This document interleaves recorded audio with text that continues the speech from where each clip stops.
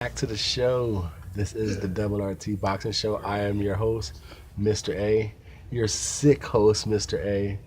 But hey, just like when some fighter gets hurt in his eighth round, he has 4 rounds to go. The show got to go on. We must continue. And right here, I'm going to go on. Boxing goes on. Whew.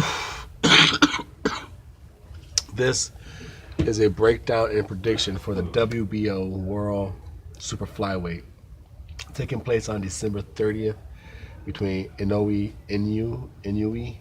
the monster, taking on Yoan Boyeaux. I don't know if I pronounced that wrong, but I know he goes by Yo Boy. I believe this is just a tune-up bout for Inoue. I believe he's trying to come back to the States. I'm not too sure. So he's trying to make a quick turnaround. And from what I've learned in the past few months in creating this show, I believe in Japan, at the end of the year, they have their big fighters fight. So he's fighting on the 30th, not the 31st, but I guess it's still fall into that time frame. Now, Inoue is 14-0 with 12 knockouts, 86 knockout percentage. He is the WBO World Super Flyweight Champion. He's number 2 in the world though, and he's taking on number 34 in the world, Yoan Boyeaux. Like I said, if that's pronounced wrong, we're gonna call him Yo Boy. So Inoue's 14-0 career record expands to 88 rounds. At the young age of 24, he's 5'4.5" with a 67.5-inch reach. Now, Yoan, he's 41-4. So obviously he has the experience in ring, at least in being a professional. Out of his 41 wins, 26 knockouts, coming in with a 57 knockout ratio with 4 losses. Now his rounds are 203 rounds to 88 rounds of that of the monster. Couldn't find his height and his reach, but his age is 29, so he's the elder and he has more professional experience. Will it matter? We don't know. That's what it is in boxing. You may think you know what's going to happen. You may have an idea what's going to happen.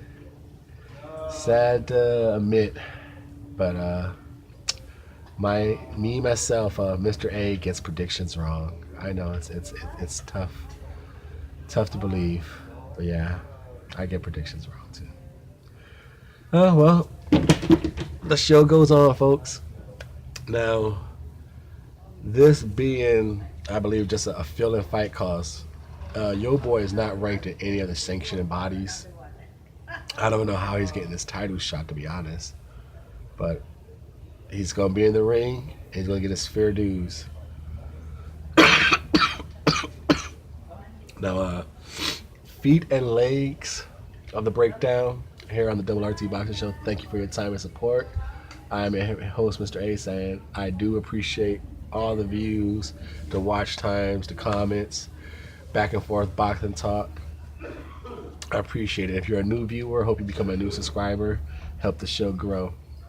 Now the breakdown, feet and legs. Yo Boy, he's very basic in his waist down. I don't see nothing that should trouble Inoue.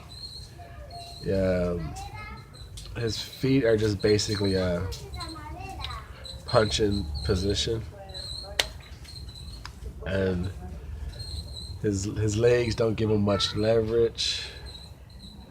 He's not much of a lateral mover.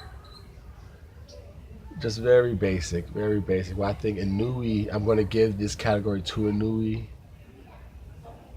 Obviously, the legs generate tremendous power, his punching. And I believe the feet, he's good at He could be better at cutting the ring off. He follows a little too much, but I believe he gets in and out of the gap. He sells the illusion of making you think he's closer than what he is. Now, as far as a defense, Inoue gets hit quite often with jabs. You could time him real easily with jabs. Now, I don't know if it's just through the fact that he believes highly in his talent and just thinks he's automatically has more to offer than his opponents. But he gets hit not with other punches, but with jabs. Even though I think, a jab is the simplest punch, you can easily get hit with a jab. But for a top fighter with the build up behind him, he gets hit quite often with jabs. Other than that, he can slip punches pretty well. He's a high guard blocker. He is okay. I wouldn't say ring movement, but I would say he's pretty good at circling back to the center of the ring. But mainly, his defense is slipping punches and countering you. Old boy, yo boy, I should say. I said old boy. Good movie, by the way. If you haven't seen it, go check out Old Boy. It's a great movie. Not the remake with go check out the Asian version. That's a crazy movie, Old Boy. Now back to Yo Boy. His defense is a high guard and just eat up punches. I don't know, like I said, I'm watching this guy. His competition is fabricated, if that's a proper word. It's not fabricated because it's real people, but it's padded.